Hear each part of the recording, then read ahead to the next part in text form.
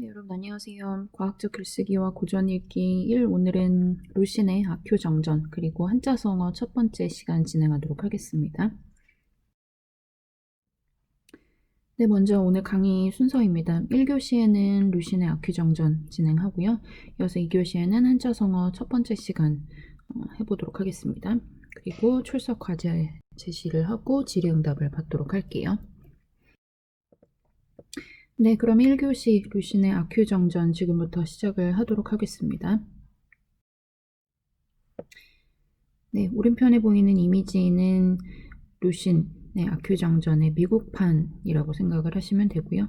그 아래 이미지의 좌측 하단에 보이는 이분이 이제 저자인 루신, 우리말로는 노신이라는 작가분입니다. 네, 그럼 본격적인 소설 내용으로 들어가기에 앞서서 소설과 관련한 개괄적인 내용들을 살펴보도록 하겠습니다. 중국 현대문학의 시초이자 원류라고 이제 평가가 되는 루신, 우리말로는 노신이라고 한다고 말씀드렸습니다. 이분이 1921년 12월부터 1922년 2월까지 주간지에 연체한 중편 소설을 책으로 묶어낸 게 아큐정전이에요. 앞서 우리가 살펴봤었던 고전 가운데에는 최인훈의 광장을 제외한다면 가장 근래에 최근에 쓰인 소설이라고 볼 수가 있습니다. 이 작품의 또 다른 특징이라고 한다면 한문이 아닌 백화문으로 쓰였다라는 것인데요. 백화문은 뭐냐면 중국어에서도 문어가 있고 구어가 있을 거잖아요. 그런데 그 문어체로 쓰인 것을 일반 서면어라고 하고 우리가 생각하는 한문입니다. 그런데 사람들은 이제 한문에서의 그러한 대로 실제로 말을 하지는 않죠. 구어라는 게 따로 존재를 하잖아요. 우리도 마찬가지로 이제 구어가 있고 문어가 있듯이 문어에서 사용하는 그 어순과 문어에서 반드시 지켜야만 하는 필수 문장 성분의 어떤 계제나 이런 것들을 구어에서는 일일이 다 지키지는 않죠. 화맥에 따라서 이제 필요한 문장 성분 같은 것들이 없을 수도 있고 어순이 완전히 뒤바뀔 수도 있고 그렇잖아요. 그런 것처럼 구어가 아무래도 문어보다는 훨씬 더 유연하고 알아듣기는 쉽단 말이죠. 그런 것처럼 중국어에도 마찬가지로 이 구어체에 해당하는 중국어가 있는데 그것을 백화문, 그것을 문장으로 그대로 옮겨놓은 것을 백화문이라고 합니다. 루신 이분은 일반 사람들이 읽기 어려운 한문 대신에 백화문을 사용을 해야 한다라고 항상 주장을 해왔던 분이고 그렇기 때문에 작품 역시 백화문으로 작성을 했어요. 사람들이 보기 편하고 대중적으로 작품을 만들어야 된다는 그런 일종의 서민을 위한 좋은 생각을 가지고 있었던 분이었고 그것이 작품에 그대로 투영이 됐다고 보면 되겠습니다. 이분이 왜 현대문학의 시초이자 원류로서의 고평가를 받고 있느냐라는 것도 이런 점이 어느 정도 작용을 했다라고 볼 수가 있어요. 네, 그러면 본격적으로 소설 내용으로 들어가 보도록 하겠습니다. 교재 171페이지부터 내용이 시작이 되고요. 늘 그렇듯이 강의 수강 전에 미리 작품을 읽어볼 것을 권합니다. 네, 그러면 아큐 정전 시작하도록 하겠습니다. 아큐 정전에서 도대체 이것을 어디에서 끊어 읽어야 할지 처음 보는 사람들은 잘 모르죠. 아큐가 그런데 작품 속 주인공의 이름이라고 생각을 하시면 됩니다. 본명은 아니고요. 별명 같은 것이겠거니 생각을 하면 되겠죠. 이 아큐는 본인이 자신의 정확한 이름을 몰라요. 그런 상태로 살아가고 있는 청년이죠. 자존심과 고집이 누구보다도 강하고 정신승리를 통해서 자기 합리화를 하는 사람입니다. 그리고 피해의식이 엄청 강하죠. 여러분 정신승리라는 것 현실에서는 잘 쓸 일이 없는 표현인데 인터넷에서나 커뮤니티를 많이 하는 학생들은 아마 알 거예요. 정신승리 굉장히 많이 쓰잖아요. 그런데 이 정신승리의 사실상 원조라고 할 수 있는 캐릭터가 바로 이 아큐정전의 아큐라고 생각을 하면 됩니다. 그리고 이 정신승리라는 표현 자체도 아큐정전에서 거의 시작을 했다시피 한 표현이에요. 어찌됐든 지금 이 사람의 개괄적인 성격 같은 것들을 모아놓은 설명을 보면 상당히 답이 없는 그런 캐릭터라는 것을 알 수가 있어요. 열등감과 그런 의식 같은 것들이 정말 똘똘 뭉쳐져 있는 사람이구나 라는 인식을 단번에 받을 수가 있죠. 그런데 이 아큐는 그 자신의 어떤 인생이나 미래에 대해서 별 고민이 없어요. 그런 상태에서 당시 이 작품이 쓰인 시기가 20세기 초반이잖아요. 정말 전 세계적으로 대격변의 시기를 겪고 있었고 우리나라도 마찬가지였는데 중국도 그랬었거든요. 중국에선 당시 이제 구체제 청나라가 무너지고 이제 외세의 침입을 받고 서구 유럽에 있던 열강들의 침입받고 아편전쟁이니 청일전쟁이니 굉장히 많은 격동의 시기를 겪고 있었던 시기였는데 그 와중에 이제 깨인 사람들이 나타나면서 신의 혁명이 발발을 하게 되는데 그때의 혁명을 지금 작품 내에서는 신의 혁명이라고 하지 않고요. 그냥 혁명이라고만 이야기를 합니다. 자, 어쨌든 모든 사람들이 다 혁명의 물결 속으로 휩쓸리게 된 상태였기 때문에 아큐도 어쩔 수 없었겠지만 그 아큐는 혁명의 본질적인 의미는 생각을 하지 않고 그냥 너도 나도 혁명이라고 하니까 자기도 거기에 편승해서 혁명을 외쳐요. 그러면서 혁명 단원임을 자처를 하죠. 그렇지만 치안 질서를 바로잡지 못한다고 그 질책받은 혁명군에 의해서 마을에서 도둑으로 몰리고 결국엔 어이없게 죽음을 맞이하게 됩니다. 네, 이와 관련한 내용이 이제 소설 전반에서 서술이 됩니다. 한번 살펴보도록 할게요. 가를 읽고 주인공과 배경이 무엇인지부터 한번 살펴보도록 하겠습니다. 네, 아큐는 성명과 본적이 모호하며 그 이전의 행적 역시 모호하였고 아큐 본인은 자신의 출신 성분에 대해서 말하지 않는다는 내용이 나와 있거든요. 네, 일단 여기서 주인공은 아큐라는 것을 알 수가 있죠. 그리고 전지적 작가 시점으로 작가가 주인공에 대해서 설명을 하고 있는 부분이구나까지 짐작을 할 수가 있습니다. 그런데 주인공의 배경에 대해서는 알 수 있는 게 없다라고 했기 때문에 우리 역시 읽는 독자 역시 이 주인공의 배경에 대해서는 전혀 얻을 수 있는 정보가 없어요. 한편 이 사람이 지금 거주하고 있는 데가 웨이주앙이라는 마을인데요. 이 웨이주앙 사람들은 아큐에게 일을 시키거나 놀림감으로 삼았습니다. 아큐의 인간 됨됨이를 여기서는 자세히 알 수 없는데 어찌되었든 명확하게 파악할 수 있는 것은 아큐가 웨이주앙의 다른 마을 사람들에게 멸시받는 위치에 있었던 그런 사람이구나 까지는 짐작을 할 수가 있는 것이죠. 네, 그런데 웨이주앙 사람들이 이렇게 아큐를 놀리고 일을 시켰다고 했잖아요. 그런데 이렇게 다른 사람들과 엮여서 말다툼을 하게 될 때 아큐는 의뢰 다음과 같이 반박을 했다고 합니다. 우리도 옛날에는 너보다 훨씬 더 잘 살았었어. 네가 뭐가 대단하다고. 네, 옛날에 다른 사람보다 잘 살았는지 여부는 전혀 확인을 할 수가 없죠. 아큐의 말에만 의존을 한 것이니까요. 그런데 아큐 본인은 과거에 비해서 부족한 삶을 살아가고 있고 자신을 공격하는 상대방을 오히려 멸시하는 태도를 보이고 있습니다. 뭔가 약간 특이한 성격이구나 라는 것을 간파를 할 수가 있죠.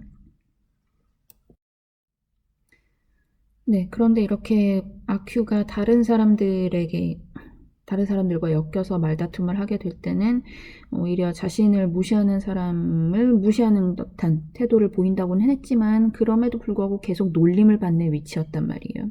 그러면 본인이 오히려 방금 전처럼 다른 일반 마을 사람들 자신을 이제 을로 보고 본인들이 갑이라고 생각하는 사람들의 그 위치가 아니라 오히려 경우에 따라서는 본인이 갑이 되는 위치에 처할 때도 있을 거잖아요. 그렇게 되면 본인은 그 다른 마을 사람들처럼 행동을 하면 안 되잖아요. 그렇지만 자신보다 모자라거나 부족한 사람들을 이제 상대로 말다툼을 하게 될 때 소위 말하면 그 사람들이 을이 되고 아큐가 갑이 되는 것이죠. 그러면 또 자신에게 그렇게 자신을 괴롭히고 멸시를 줬던 사람들과 똑같이 이 본인보다 못하고 가난한 사람들을 대했던 거예요. 즉 아큐는 인격적으로 굉장히 부족한 사람인 것을 알 수가 있는 것이죠. 그를 단적으로 알 수 있는 대목이 바로 아래와 같은 부분입니다. 아큐는 부스럼 자국으로 온통 붉히며 화를 냈는데 상대를 평가해 보고서 어눌한 자 같으면 욕을 했고 힘이 약한 자 같으면 때렸다. 굉장히 간사한 그런 인격을 가진 사람인 것을 알 수가 있습니다. 그러나 어떻게 된 일인지 아큐가 손해를 보는 때가 많았다. 네, 방금 전에 제시문과 그대로 이어지는 부분인데요. 뭔가 웃기죠. 기회가 된다면 자신보다 약한 이를 괴롭히고 멸시하고 무시하는데 그러면서도 아큐가 묘하게 손해를 보는 경우가 더 많았다라는 거예요. 결과적으로 본다면 매사 어설프고 공격당할 여지가 많은 인물이구나 라는 점을 우리가 알 수 있는 것이죠. 네, 그 다음입니다. 아큐가 노려보기 주의를 채용한 뒤로 웨이주왕의 건달들이 더욱더 그를 놀려댈 줄이야 누가 알았겠는가.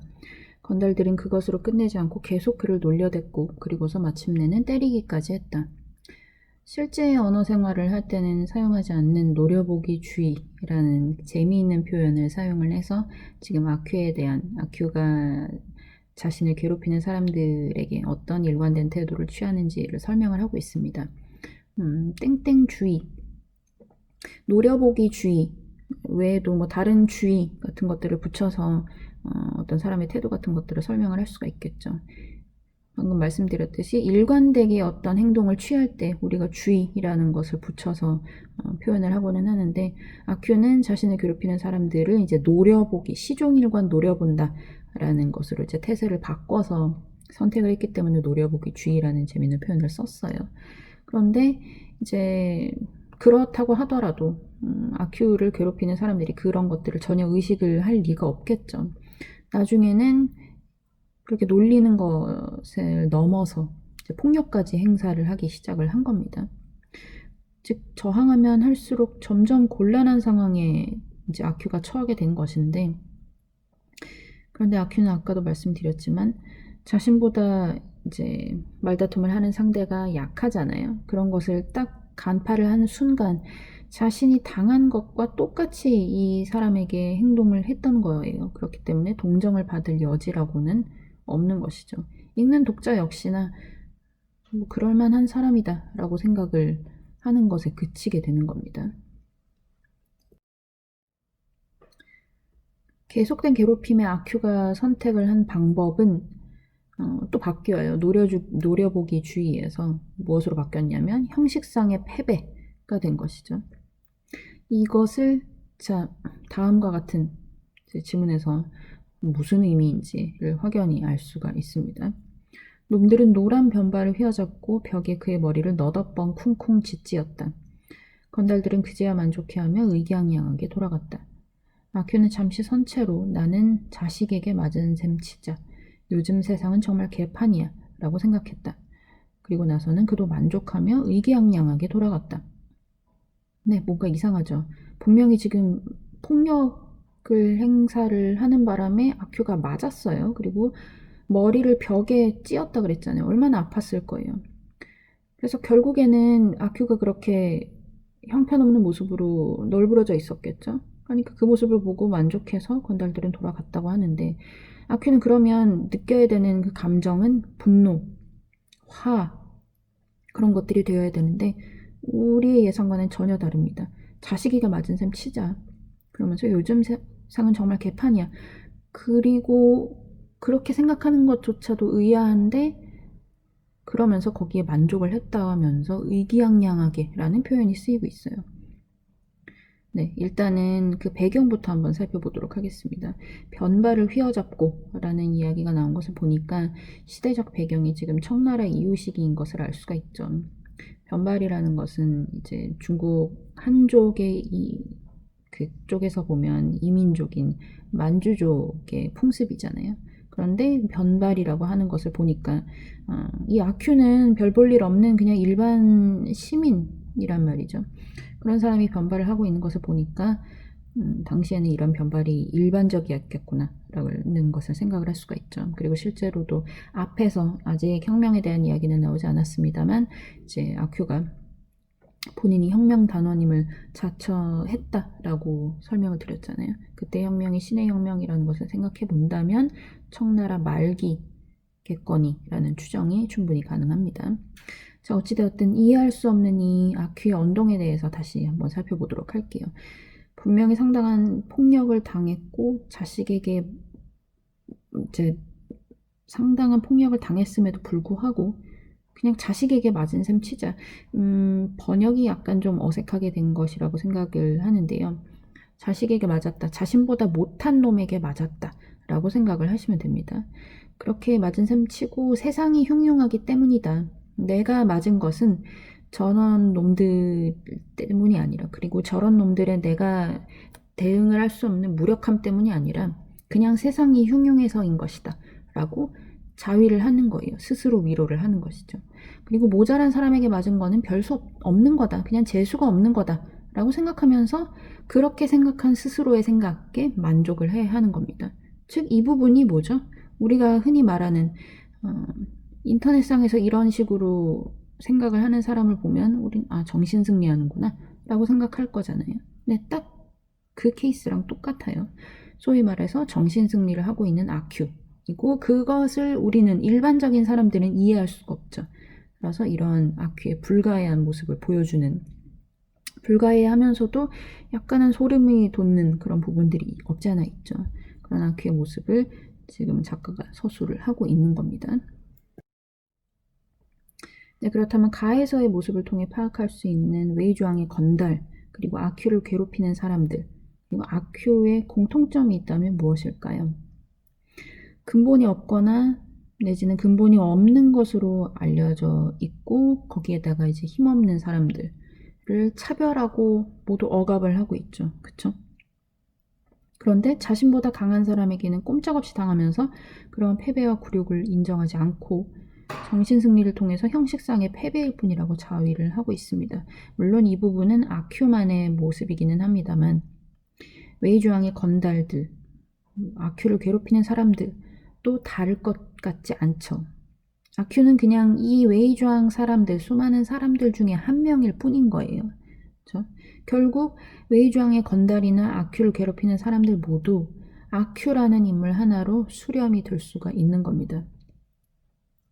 자, 그렇다면 중요한 것은 뭘까요? 작중의 아큐라는 인물이 과연 이 작품에서 아큐가 무엇을 의미하는 것인가? 항상 작품에서 보여지는 캐릭터, 그리고 그 캐릭터가 겪는 시련, 고난 같은 것들은 작가들은 그 작품 안에서만 그런 것들을 상징하는 도구로 쓰지는 않습니다. 보는 입장에서는 분명히 이것이 현실 사회의 무언가를 반영하는 것이구나 라고 느낄 수 있도록 여러 가지 장치를 해놓기 마련이죠. 그렇기 때문에 우리도 이 아큐 정전에서도 마찬가지로 아큐라는 인물이 과연 무엇을 상징하고 의미하는 것인가를 잘 생각을 하면서 작품을 읽을 필요가 있습니다. 네, 그러면 나 이전의 이야기를 한번 살펴보도록 할게요. 아큐는 이제 웨이주왕 마을의 부호였었던 조씨 일가의 하녀를 희롱을 하다가 적발돼요. 정말 그야말로 가지가지 하는 것이죠.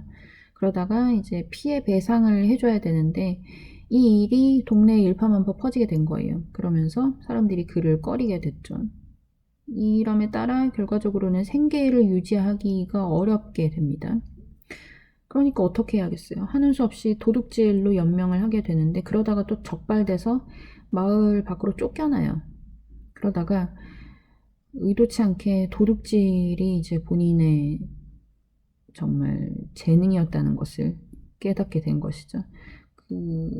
그래서 이 도둑질을 통해 생계를 이어가게 되고 도둑질로 꽤 많은 부를 축적을 했겠죠. 그래서 마을로 돌아오게 됩니다. 그런데 그때 마침 혁명이라는 말이 들려오기 시작을 해요.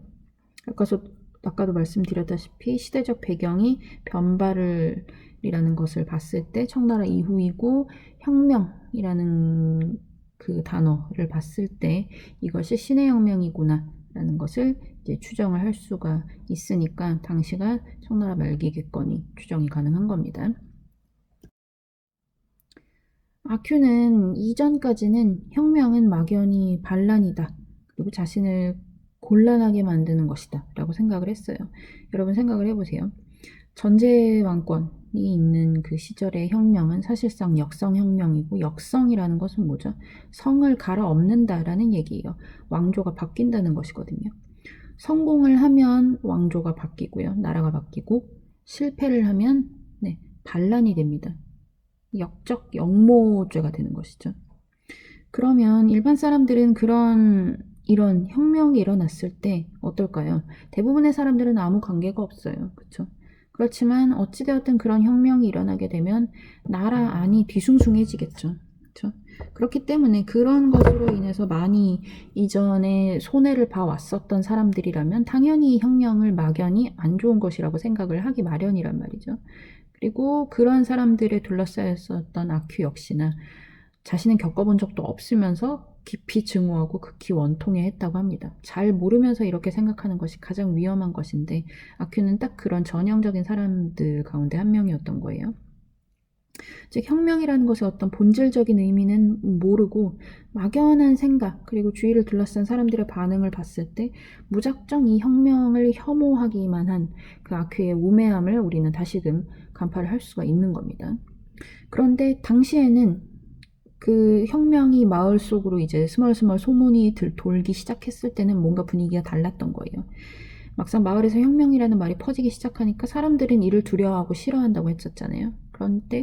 그러니까 아큐는 오히려 역으로 그것에 동경을 품기 시작합니다. 왜 그랬을까요? 마을 사람들은 자신을 굉장히 적대적으로 생각하고 싫어하고 괴롭히는 입장이었었는데, 그런 사람들이 혁명이라는 말만 들으니까 말만 듣고서도 굉장히 무서워하는 그런 반응을 보였단 말이죠. 즉 혁명의 본질적인 의미는 모르고 그냥 단지 사람들을 이 혁명이라는 단어가 두려움에 떨게 만드니까 그 표면을 보고 이것은 좋은 것이로구나 라고 생각을 하게 된 거예요. 얼마나 어리석어요.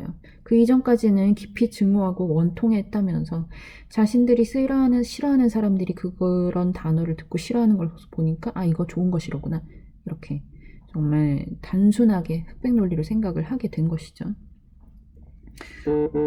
어리석으면서도 한편으로는 정말 그 어리석음이 너무 극까지 가다 보니까 순진하구나 라고까지 생각을 할 수 있는 아큐의 면모를 볼 수가 있는 것입니다. 결국 아큐는 별다른 생각도 없이 혁명을 하겠다라고 마음을 먹고 혁명당에 항복을 해야겠다라고 결심을 하고, 조금 더 웃긴 것은 혁명당에 실제로 가입도 안 했음에도 불구하고 굉장히 득이양양한 모습으로 마을 안에서 반역이다를 외치면서 활보하고 다녀요. 그러니까 아큐의 모습에 웨이주왕 사람들은 모두 두려워하는 모습으로 그를 바라봤겠죠.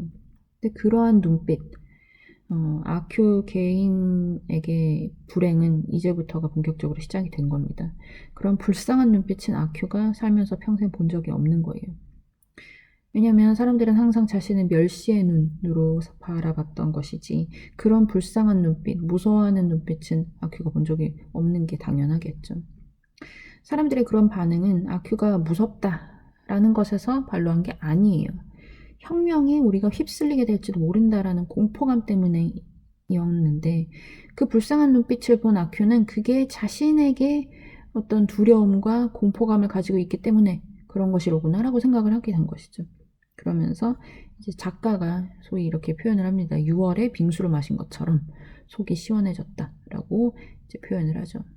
참 어리석은 면모를 다시금 파악할 수 있는 부분인 것이죠. 이어서 다입니다. 아큐가 본인이 혁명당원인 것처럼 거짓 행세를 하고 다닌다고 했었잖아요. 근데 그러고 나서 얼마 후에 마을의 유지였던 조씨 일가에서 값비싼 보석이 있었는데 그게 진짜 혁명당원에 의해서 도둑 맞아요. 그런데 군부는 그 진짜 도둑질을 한 사람을 찾지 않고 아큐를 혁명당원으로 오인을 해서 그를 체포하게 됩니다. 그래서 아큐는 이제 군부에게 추궁을 당하는 처지에 놓이게 되는 거예요. 물론 이때 군부와 혁명당원은 적대적인 위치에 있는 거예요. 군부가 혁명당원들을 소위 때려잡는 그런 위치에 있었던 것이고, 혁명당원은 군부의 눈길을 피해서 혁명을 해야 했던 사람들이죠. 자, 아큐가 맨날 혁명을 외치고 다녔으니까 군부는 당연히 우회를 할 수밖에 없었겠죠. 그래서 도대체 혁명당원들이 어딨냐라고 추궁을 하는데 아큐는 실제로 혁명당원은 아니었잖아요. 그래서 대답을 하지 못해요.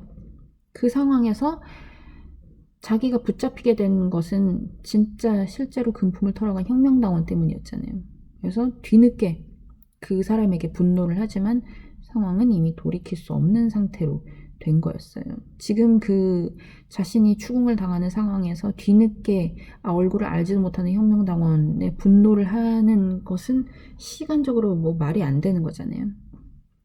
자신이 어떻게 살지 말지가 지금 결정이 되느냐 마느냐 하는 중차대한 상황에서 남들을 애꿎은 남을 애꿎다고 표현하기에는 조금 문제가 있기는 합니다만 어찌되었든 그런 상황에 뒤늦게 남을 원망을 해봐야 아무 소용도 없는데 그 자리에서조차 아큐는 그렇게 행동을 하고 있었던 거예요.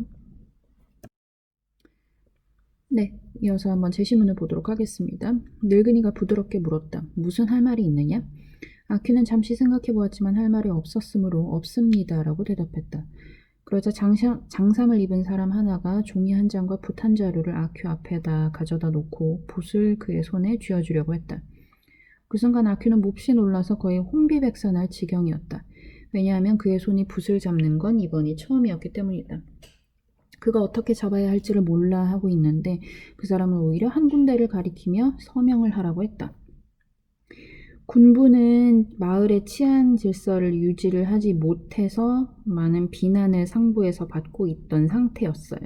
그렇기 때문에 어차피 뭐 진짜 범인이 아닌 것 같지만 지금 돌아가는 상황을 보니 그런데 그냥 진짜 범인을 찾는 데 힘을 더 쏟는 것보다는 이런 어리숙한 사람 하나를 도둑질을 한 범인으로 몰아가는 게 편하겠구나 라고 생각을 해서 죄를 뒤집어 씌우고자 이제 획책을 하고 있는 순간입니다. 그런데 아큐에게 종이 한 장과 붓을 주니까 매우 놀라요. 매우 놀란 이유가 뭐죠? 참 어이가 없는 이유죠. 그에게 강제 자백을 종용하는 것을 알아서가 아니에요. 그 부분은 전혀 모르고 있었어요. 왜 놀랐냐면 붓을 처음 쥐어봤기 때문에 라는 것이죠. 아큐가 학식이 전혀 없는 사람이구나 라는 것을 알 수 있는 또 다른 힌트가 되는 부분입니다. 저는 글자를 잘 모르는데요. 아큐는 덥석 붓을 움켜잡고서 황공해하면서 부끄러운 듯이 말했다. 그러면 너 좋을 대로 동그라미나 하나 그려라. 아큐는 동그라미를 그리려 했지만 붓을 잡은 손이 떨리기만 했다. 그러자 그 사람이 종이를 바닥에 펴주었고 아큐는 엎드려서 평생의 힘을 다 쏟아 동그라미를 그렸다.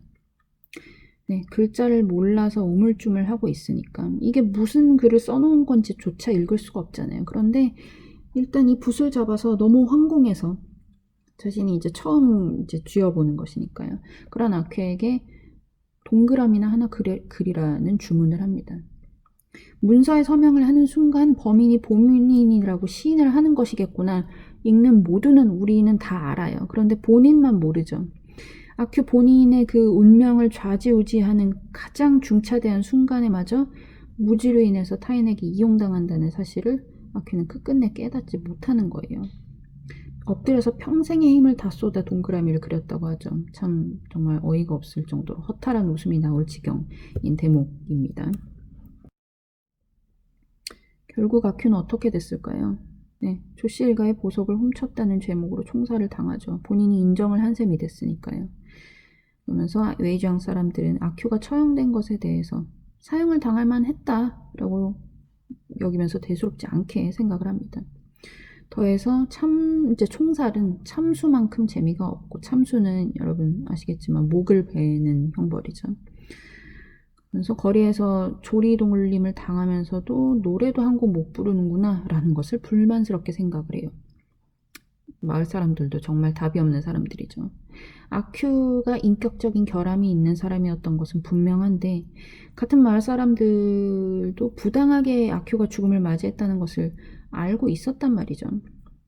이 사람의 지적 수준을 봤을 때 그런 식으로 도둑질을 했을 리도 없고 그것을 시인하는데 그 서명을 했다는 것도 이해를 할 수가 없는 부분이잖아요. 모두 다 뻔히 알고 있는데 근데 그럼에도 불구하고 아큐의 억울한 죽음에 대한 어떤 분노, 슬픔을 공유하기는커녕 그 죽음을 가볍게 여기고 희화화를 하는 것이죠. 자, 이 부분 작중 이 사람들에 대한 작가의 비판적인 시각을 엿볼 수 있는 부분입니다. 네, 작품 내용은 여기까지이고요. 작품 속의 아큐와 마을 사람들이 상징하는 바가 무엇인지 생각해보는 것을 끝으로 이번 수업은 마치도록 하겠습니다. 네, 먼저 아큐부터 보도록 할게요. 아큐는 서양 열강의 침략을 받기 시작한 청나라 이후의 중국 인민들을 상징하는 인물이라고 볼 수가 있습니다. 아큐의 우매함 그리고 타인에게 폭력을 당하면서 이를 합리화하고 그러면서도 패배를 인정하지 않으면서 약자를 괴롭히는 그의 모습은 청나라 말기에 서구 열강에 의해서 일방적으로 피해를 입던 중국인들의 모습 그 자체라고 볼 수가 있죠. 그럼에도 불구하고 근대화를 거부하고 봉건적인 모습을 유지를 하면서 결국에는 계속 약자의 입장을 자처하게 된 그들을 비판하기 위한 캐릭터라고 볼 수가 있겠습니다. 그럼 아큐라는 이름은 작가가 왜 지은 것일까요? 아큐에서의 아는 당시 중국인의 이름에 붙이던 일종의 접두사라고 생각을 하시면 되고요. 큐는 변발을 하고 있었던 중국인들의 머리를 상징한 것이라고 보시면 돼요. 옆모습을 생각을 하시면 될 텐데 이 오자가 이제 옆모습이고요. 거기 큐에는 조그만 작대기가 대각선으로 가 있잖아요. 그 부분이 이제 변발인 모습을 형상화한 것이니까 말 그대로 당시의 중국인의 모습 그 자체가 아큐라는 것이죠. 아큐의 삶과 말로를 보면 청나라 말기에서 신해혁명을 거치던 시기에 서구 열강의 침략을 받으면서도 자국보다도 못한 나라에는 여전히 고자세를 유지했었던 중국인의 어떤 목매함 그리고 노예 근성에서 기반한 정신승리를 비판하는 작가의 시각을 알 수가 있는 것이라고 볼 수가 있겠습니다. 네, 이것으로 1교시는 종료하도록 하고요. 2교시 한자성어 첫 번째 시간 진행을 하도록 할게요.